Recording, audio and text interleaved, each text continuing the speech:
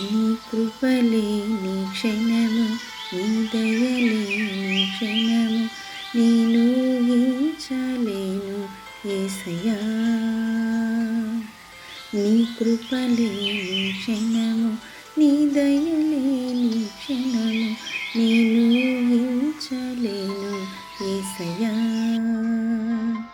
యేసయ్యా, నీ కృప నాకు చాలయ్యా. నీ కృప లేనిదేనే ఉండలేనయ్యా. యేసయ్యా, నీ కృప నాకు చాలయ్యా. నీ కృప లేనిదేనే ఉండలేనయ్యా.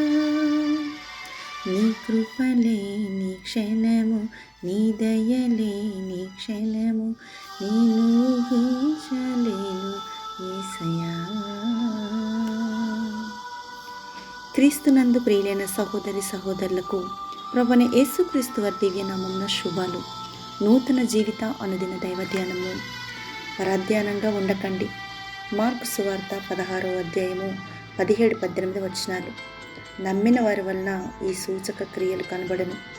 ఏవనగా, నా నామమున దయ్యములను వెళ్ళగొట్టుదురు, కొత్త భాషలు మాట్లాడుదురు, పాములను ఎత్తిపట్టుకుందురు, మరణకరమైనది ఏది త్రాగినను అది వారికి హాని చేయదు, రోగుల మీద చేతులుంచినప్పుడు వారు స్వస్థత నొందుదురని వారితో చెప్పెను.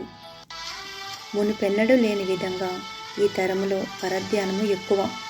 దేవుని వాక్యం నుండి మీ దృష్టిని మరల్చడానికి టెంప్టేషన్లు, ప్రభావాలు ప్రతి చోట అత్యధికంగా ఉన్నాయి.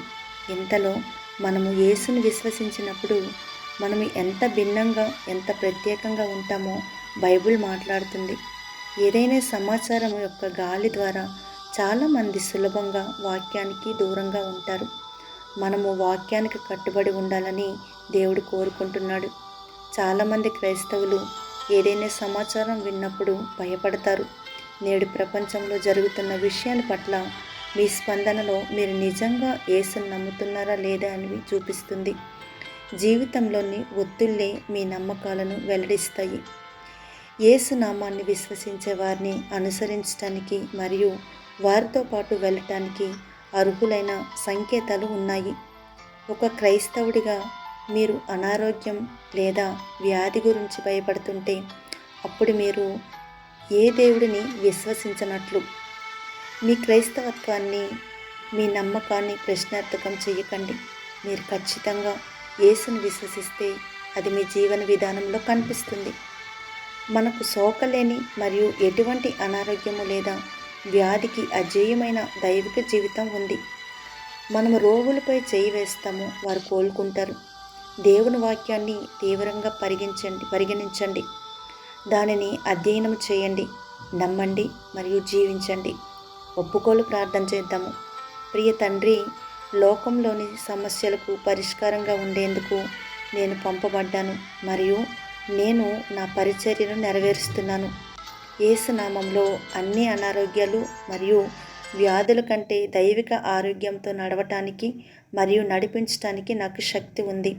యేసు నామంలో ఆమేన్.